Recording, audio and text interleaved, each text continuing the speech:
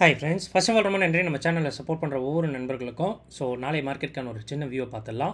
நம்ம போடுற கண்டென்ட் உங்களுக்கு ரொம்ப ஹெல்ப்ஃபுல்லாக இருக்கும்னு நினைக்கிறேன். அப்படி ஹெல்ப்ஃபுல்லாக இந்த வீடியோ லைக் பண்ணிட்டு அப்படியே பாருங்கள். ஃபர்ஸ்ட் டைம் நம்ம சேனல் இப்போ தான் பார்க்குறீங்கன்னா நம்ம சேனலையும் சப்ஸ்கிரைப் பண்ணிக்கோங்க. மொதல் விஷயம், நம்ம நேற்று என்ன சொன்னோம் அப்படின்றது தான் என் கண் முன்னாடி அப்படியே வந்து நிற்கிது.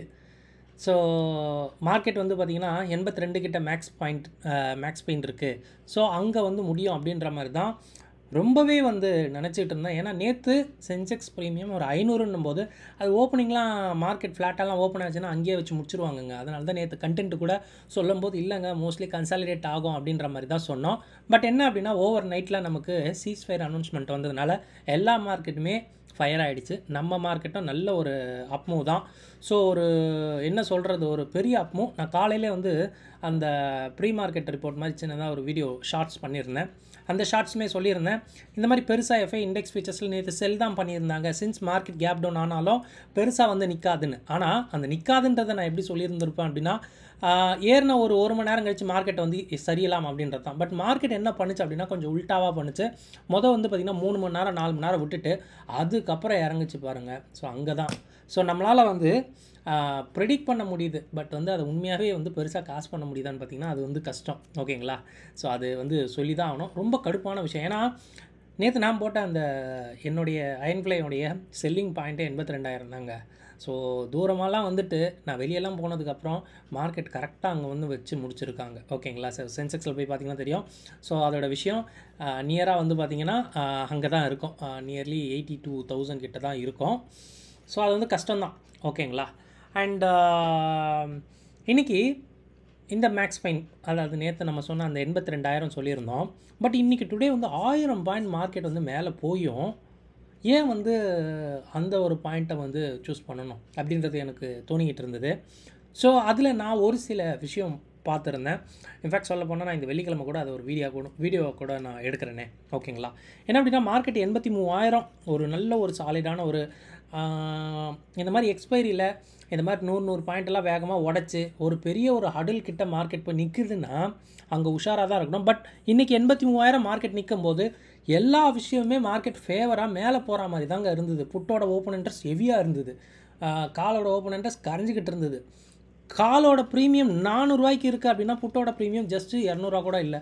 அந்த மாதிரி நல்ல ஒரு டிஃப்ரென்ஸில் இருந்தது. இதோட மீனிங் என்ன அப்படின்னா கால் சைடில் எல்லாமே வெளியே வந்துக்கிட்டு இருக்காங்க. அந்த இடம் பார்த்து அவங்க போட்ட ஒரு சோக் பாயிண்ட் தான்.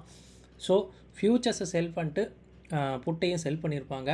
ஸோ மார்க்கெட் இறங்க நல்ல காசு வந்திருக்கும். முந்தா நேற்றுலாம் அவங்க பொசிஷன் பில்ட் பண்ண இடத்துல வச்சு முடிச்சிருந்தா நல்ல காசு வந்திருக்கும்னு நினச்சி தான் இன்றைக்கி மார்க்கெட் இந்த மாதிரி பண்ணி விட்டாங்க. ஓகேங்களா?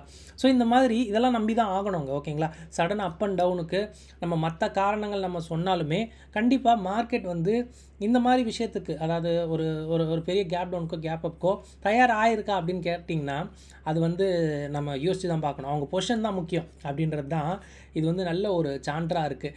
எல்லா குளோபல் மார்க்கெட்டோ ஏஷியன் மார்க்கெட்டோ 1% அப்பில் முடியும் போது நம்ம மார்க்கெட் ஜஸ்ட்டு வந்து பார்த்திங்கன்னா ஃப்ளாட்டாக ஒரு 0.3 to 0.4% தான் முடிஞ்சிருக்குன்னு சொல்லும்போது நம்ம வந்து கொஞ்சம் திங்க் பண்ணி தான் பார்க்கணும். ஸோ இன்றைக்கி மார்க்கெட் முடியும் போது டெரிவேட்டிவ் மார்க்கெட்டில் லாங் ஒரு 162 ஸ்டாக் இருந்தது. ஷார்ட் வந்து 48. எஸ் அஃப்கோர்ஸ் ப்ராடர் மார்க்கெட் எல்லாமே இன்றைக்கி க்ரீனில் தான் இருந்திருக்கும். ஸோ ரொம்ப பெரிய க்ரீனில் கேப் அப் ஓப்பன் ஆகி முடியும் போது ஒரு மாதிரி ஃப்ளாட்டாவோ இல்லை சின்ன ஒரு க்ரீனாவோ முடிஞ்சிருக்கலாம் அப்படின்றது தான் இதை நம்ம பார்க்குறோம். பட் கவுண்ட் வந்து பார்த்திங்கன்னா 162ன்னு சொல்லும்போது நல்ல கவுண்ட் அப்படின்ற மாதிரி தான் சொல்லணும்.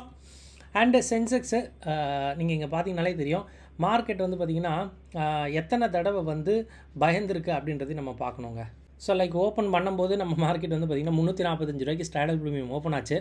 இங்கே நீங்கள் பார்த்தீங்கன்னா இந்த ப்ளூ அண்ட் எல்லோ எந்தெந்த இடம் கட் பண்ணுதோ அங்கெல்லாம் மார்க்கெட் வந்து திணறி இருக்குது.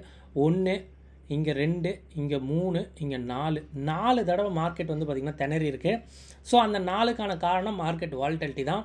காலோட ப்ரீமியம் எவ்வளோக்கு எவ்வளோ ஹெவியாக இருக்கணுமோ அவ்வளோக்கு எவ்வளவு முதல் ஆஃபில் 1 மணி வரைக்கும் அதிகமாக இருந்தது. ரெண்டாவது ஆஃபில் அந்த கால் ப்ரீமியம் எங்கே போச்சுன்னு தெரியல அப்படின்னு தான் சொல்லி ஆகணும். புட்டு எல்லாம் வீங்கி போயிடுச்சு. ஓகேங்களா? ஸோ இந்த மார்க்கெட்டில் ட்ரேட் பண்ணுறது கஷ்டம் அப்படின்றதுக்கான காரணம் என்ன அப்படின்னா த்ரூ அவுட் டே வந்து பார்த்திங்கன்னா இந்த சென்செக்ஸில் அவ்வளோ வால்டைலாக மார்க்கெட் இருந்தது தான் காரணம். ஓகேங்களா? ஸோ அதையும் சொல்லணும். அண்ட் இங்கே நீங்கள் பார்த்தீங்கன்னா இந்த 82,800 புட் ஆப்ஷனில் 10,70,70,000 நீங்கள் போய் பாருங்களேன்.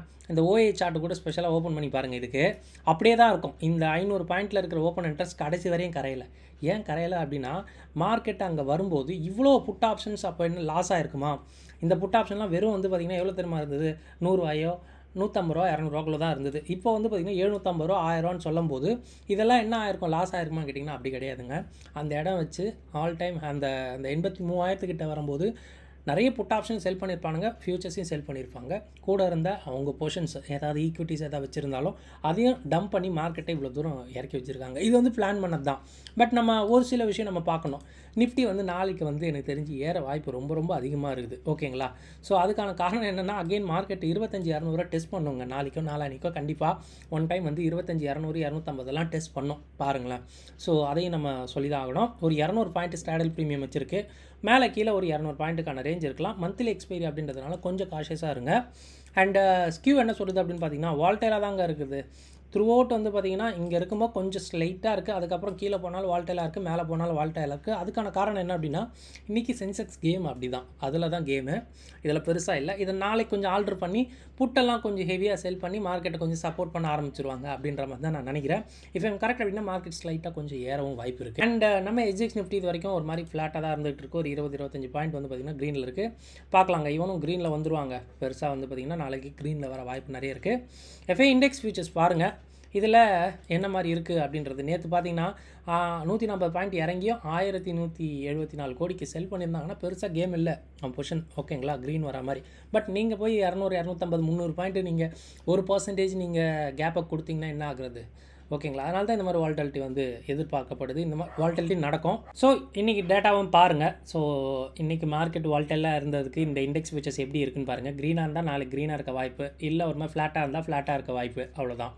எஸ் ஃப்ரெண்ட்ஸ், செக்லிஸ்ட்டில் நம்ம இன்றைக்கி ஃப்ளாஷ் பாயிண்ட்டை முதல்ல பார்த்துடலாம். நேராக வந்து பார்த்திங்கன்னா வால்டலிட்டியும் விக்ஸும் வந்து பார்த்திங்கன்னா இன்றைக்கி நல்லாவே வால்டல் ஆச்சு.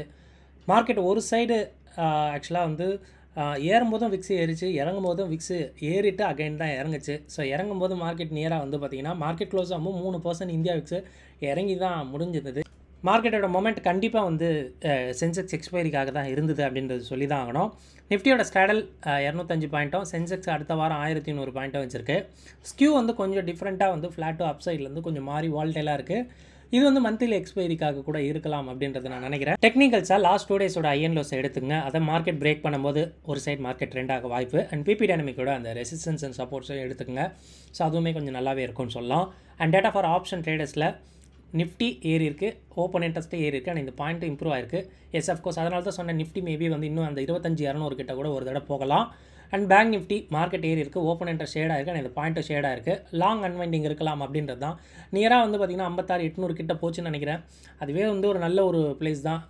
அகைன் அங்கே போய்ட்டு மார்க்கெட் யூட்டர்ன் ஆயிருக்கு. பார்க்கலாம், அது லாங் அன்வைண்டிங் கூட கொஞ்சம் இருந்திருக்கலாம். அண்ட் மிட்கேப் நிஃப்டி நியராக 1% ஏறி இருக்குது, ஓப்பன் இன்ட்ரெஸ்ட் ஷேடாக இருக்குது. அண்ட் இந்த பாயிண்ட் இன்க்ரீஸ் ஆயிருக்கு.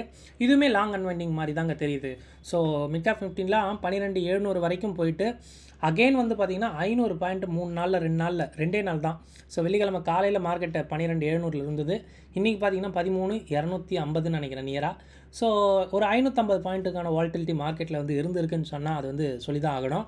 பார்க்கலாங்க. ஸோ பட் இது வந்து ஒரு லாங் அன்வைண்டிங் மாதிரி தெரியுது Nifty and bank Nifty and midcap நிஃப்டியில். அண்ட் பிசிஆர் பார்க்கும்போது நிஃப்டி நல்லாவே ஷேடாக இருக்குது. அண்ட் பேங்க் நிஃப்டியில் மிட்கேப் நிஃப்டிலும் பெரிய அளவு சேஞ்சஸ் இல்லை. அதே ஒரு பிசிஆர் தான் மெயின்டைன் ஆகுது அப்படின்றத சொல்லி ஆகணும். பட் இன்னைக்கு கேப் அப் ஆகாமல் ஸ்லோவராக மார்க்கெட் கண்டினியூ ஆகிருந்தால் கூட நல்லா இருந்திருக்கும். நல்ல ஒரு புட்டு செல்லிங் எல்லாம் பில்டப் ஆகி மார்க்கெட்டில் ஒரு ஸ்ட்ரென்த் வந்து கிடச்சிருக்கும். பட் இன்னைக்கு கேப் அப் ஆனதுனால தான் இந்த ஸ்ட்ரென்த் பெருசாக இல்லாமல் வால்டிலிட்டி கேம் மாதிரி மாறிடுச்சு. குளோபலாக பார்க்கும்போது யூஎஸ் ஃபியூச்சர்ஸு அப்பா தான் இருக்குது. சீஸ்ஃபயர் வந்து கன்ஃபார்ம் பண்ணப்பட்டிருக்கு அப்படின்றதுனால. பட் இன்றைக்கி எஃப்எம்ஓ மீட்டிங்ஸ் இருக்குது, ஃபெட் மினிட்ஸ்னு சொல்லுவாங்க. ஸோ அதுவுமே வந்து பார்த்திங்கன்னா கொஞ்சம் இம்பார்ட்டண்டான விஷயமாக பார்க்கப்படுது.